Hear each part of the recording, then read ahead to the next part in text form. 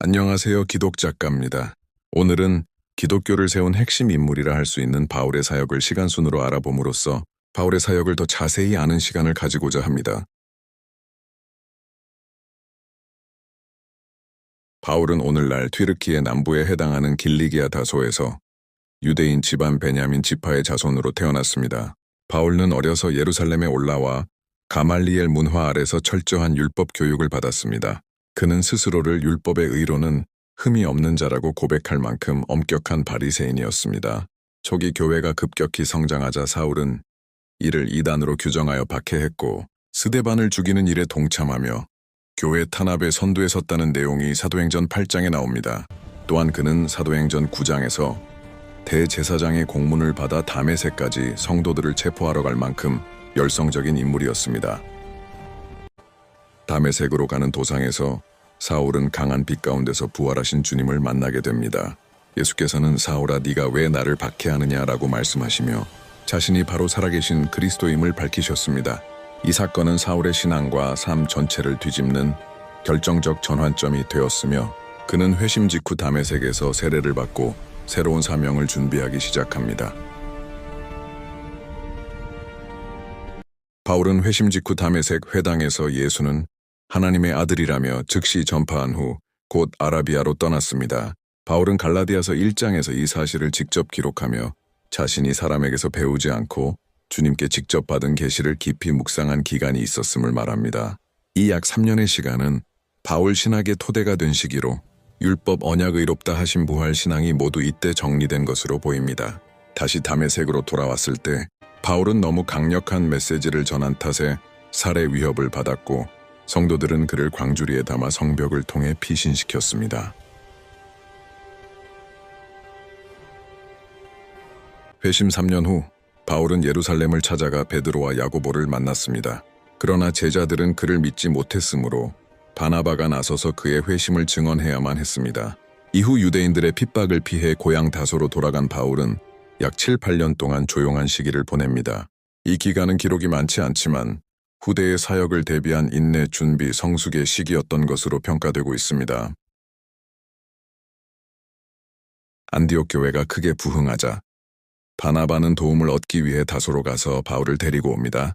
바울은 안디옥에서 1년 동안 많은 사람을 가르쳤으며 그곳에서 그리스도인이라는 명칭이 처음 등장하게 됩니다.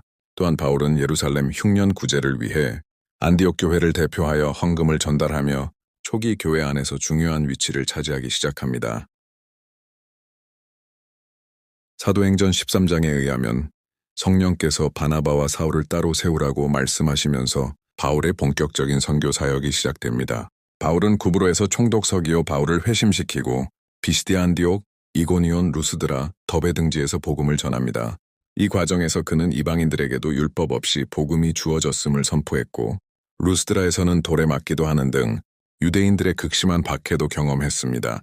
AD 49년에 이방인에게 할례를 강요하던 자들로 인해 분쟁이 일어나자 바울과 바나바는 예루살렘으로 올라갑니다. 여기에서 베드로, 야고보, 바울 모두가 이방인의 구원은 행위가 아니라 은혜에 의한 것임을 합의하는 결정이 이루어집니다. 이것이 이후 바울 신학의 중심 주제인 믿음으로 의롭다함을 얻는다는 교리를 확증하는 계기가 되었습니다.